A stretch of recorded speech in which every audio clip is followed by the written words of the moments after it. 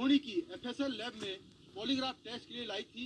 Polygraph test के बाद जब वो तिहाड़ जेल की जेल वैन से बाहर निकल रहा था, तभी एक कार में सवार 5 लोगों ने पहले कार से जेल वैन को ओवरटेक किया, उसको रुकवाने की कोशिश की, लेकिन जब जेल वैन के ड्राइवर ने जेल वैन को आगे बढ़ाया, तभी 5 लोग कार के अंदर से निकले और उन्होंने जेल वैन के पिछले हिस्से में तलवारों से हमला किया। हालांकि आफ्ताब जेल वैन के अंदर बैठा हुआ था और जेल वैन में जो उसकी जाली होती है वो इतनी मोटी होती है कि उस पर आप तलवार से या चाकू से हमला करें तो उससे कोई असर नहीं होता है। तो आफ्ताब सुरक्षित था, लेकिन जैसे ही हमला हुआ उसके बाद जो जेल वैन में पुलिसकर्मी थे उन्होंने अपनी पिस्टल निकाली और हवा में लहराई ताकि जो हमलावर हैं उनको काबू किया जा सके।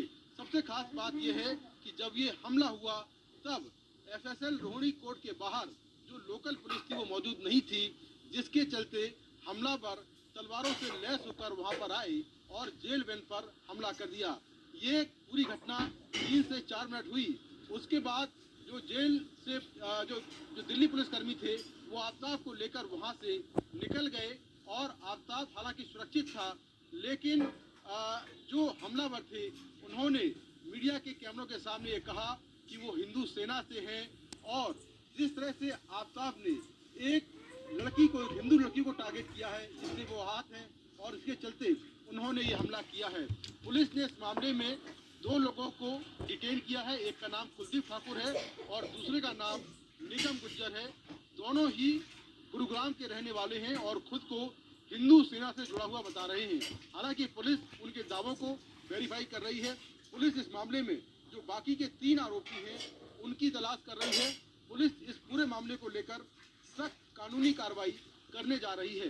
जो आफ्ताब है उसका पॉलीग्राफ टेस्ट आज पूरे दिन चला है और एक्सपर्ट की माने तो कल भी उसका जो पॉलीग्राफ टेस्ट है वो कल भी होगा और कल सुबह करीब 11 बजे आफ्ताब को एक बार फिर तिहाड़ जेल से एफएसएल रोहिणी की लैब में लाया जाएगा। तो आज ये बड़ी खबर रही कि जो आफ्ताब है उस पर हमला हुआ। हालांकि उसकी सुरक्षा को लेकर शुरुआत से चिंता रही है। लगातार अलग अलग संगठनों से और लोगों से उसको मारने की धमकियां मिलती रही हैं। इसीलिए दिल्ली पुलिस ने कभी भी फिजिकल तौर पर उसको दिल्ली की साकेत कोर्ट में पेश नहीं किया। उसको वीडियो कॉन्फ्रेंसिंग के जरिए कोर्ट में पेश किया गया। जब वो तिहाड़ जेल गया तो वहाँ भी उसको बाकी कैदियों से अलग रखा गया। उसके सेल में सीसीटीवी कैमरे लगे हैं जिनसे 24 घंटे निगरानी की जा रही है और बाकी कैदियों से उसको अलग रखा गया है। लेकिन कड़ी सुरक्षा के बीच उस पर आज हमला हो गया। हालांकि उस हमले में उसे कोई नुकसान नहीं हुआ है, लेकिन दिल्ली पुलिस की लापरवाही पर बड़ा सवाल उठता है कि आखिर एफएसएल रोहिणी लैब के बाहर लोकल पुलिस तैनात क्यों नहीं थी। दिल्ली में श्रद्धा वालकर की हत्या की तरह ही एक और हत्याकांड को अंजाम दिया गया। इस शख्स की हत्या के बाद इसके दर्जन भर टुकड़े किए गए, फ्रिज में रखे गए, कई दिनों तक इन टुकड़ों को फेंका गया। करीब 6 महीने के बाद पुलिस ने हत्या के आरोप में मृतक की पत्नी और बेटे को गिरफ्तार किया है। घरेलू कलह से लेकर अवैध संबंध तक के हत्या की वजह के तौर पर देखे जा रहे हैं। वो मेरे बच्चों के साथ गलत कर रहा था, गलत नियत रखता था, इसीलिए करा मैंने ऐसा। मैंने नहीं, मेरे बेटे ने करा। कैसे मारा था?